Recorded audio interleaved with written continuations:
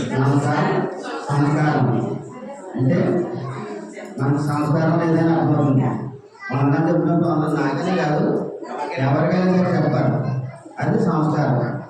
ముందు మనం అది నేర్చుకోవాలి. తర్వాత ప్రార్థన చేయమంటారు, పాస్టర్ గారు చేస్తున్నాం. కానీ ఏ ప్రార్థన చేస్తూ మనం ఉంటాయని కొంతమంది నేను గమనించాను.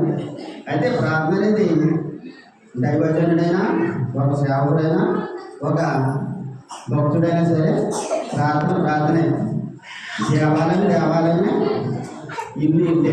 అందువల్ల ఏమైనా తప్పులంటే మన్నించి ఈ ప్రార్థన అందరూ ఏం చెప్తారని మనసారా కోరుకున్నాను. ప్రార్థన చేసుకుందామని కోరుకుంటున్నాను.